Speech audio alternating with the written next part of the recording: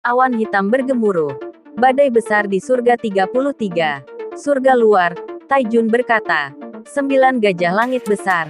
Beri aku 9 surga api ilahi. Satu persatu, api ilahi datang memenuhi panggilannya. Dia terus bersemedi, mempertaruhkan dirinya. Api ilahi yang dipanggil, satu persatu turun.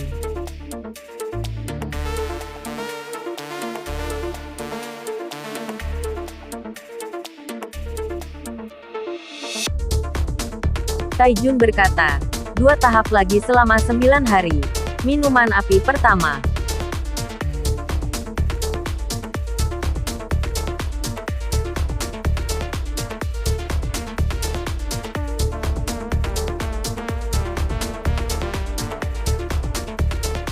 Taijun berkata, ayo, perlahan jarum hitam keluar dari tubuhnya.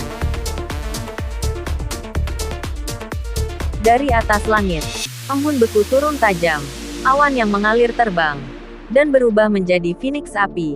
Dan 2 binatang api besar dari kilin surgawi terbang ke kuali ilahi 9 langit. 2 api Phoenix itu menabrak kuali ilahi 9 langit, begitu dahsyat.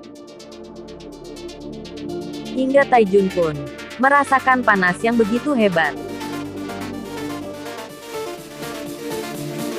9 api ilahi surga menelan tubuhnya pada saat yang sama. Bagaimana mungkin tubuh dan roh darah bumi menahan dampak yang begitu besar? Dimusnahkan satu persatu, untuk waktu yang lama, sampai dilahirkan kembali. Taijun berkata, pertumbuhan iblis menghilang. Benar-benar jelas. Bahkan jika saya perlu mengalami rasa sakit dan kelahiran kembali yang tak terhitung jumlahnya, aku bisa mencegahmu pergi dari sini. Setelah selesai, Taijun langsung melepas segelnya. Es yang melapisi kuali itu pun perlahan hilang.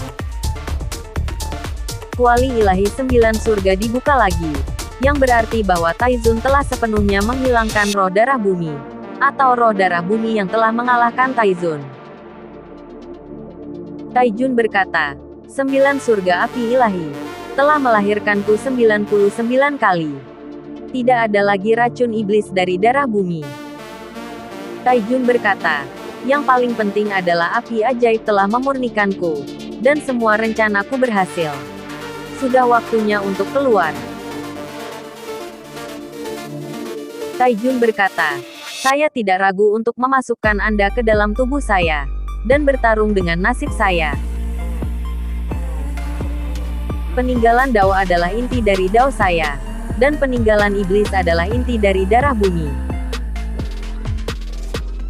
Apakah itu Dao atau setan? Itu tidak sebagus kesatuan setan dan Dao. Peninggalan kesatuan setan dan Dao adalah peninggalan surga. Di sini baru diketahui. Rupanya Taijun telah lama merencanakan ini. Dia berkata, selama aku punya langit reliks, kekuatan suciku seharusnya setara dengan Quan Sheng Tianda. Terlihat energi dari esensi peninggalan roh darah bumi, menghasilkan aura yang begitu kuat. Ditambah, reliks Buddha miliknya selama ini. Tidak ada yang mengetahui rencana jahatnya. Dia benar-benar merasa senang atas keberhasilannya. Taijun benar-benar merasa senang, karena kekuatan yang sudah dinantikannya selama puluhan ribu tahun, kini sudah dia kuasai. Dan dia mulai menyatukan esensi iblis itu pada tubuhnya. Setelah menyatukan esensi iblis itu, perubahan fisiknya spontan berubah. Dia tampak 100 kali lebih muda dari sebelumnya. Dia berkata, hahaha. Tahukah kalian Dao? Saya telah menunggu saat ini selama puluhan ribu tahun. Dan di sisi lain, di alam baka, sungai darah dunia bawah, adalah sungai yang mengalir dengan darah berlumpur. Legenda mengatakan bahwa sungai itu sangat deras. Ini sangat korosif. Tidak tahu itu manusia atau dewa, iblis, atau jiwa-jiwa, akan terkorosi oleh sungai darah. Hanya dengan restu atau izin dari Siti Garba, dapat menyeberangi sungai ini dengan aman. Di samping itu, Tampak seseorang sedang berlarian melewati sungai darah, tanpa terkena dampak apapun. Sungai Darah Wuji terkenal karena ada sebuah pulau di tengah sungai, dan ada sebuah kuil di pulau itu. Dan orang yang tinggal di kuil ini adalah pemimpin tertinggi dunia bawah, Siti Garba. Seseorang sedang berjalan ke arah kuil itu, dan disambut oleh Siti Garba. Siti Garba berkata, "Kau terlambat." Orang itu tidak lain, Roh Darah Bumi. Dia berkata, "Raja Jizo, Urao, mereka menyambutku secara langsung." Siti Garba berkata, "Semua orang adalah sekutu. Tidak perlu sopan. Anda terlihat sedikit lelah."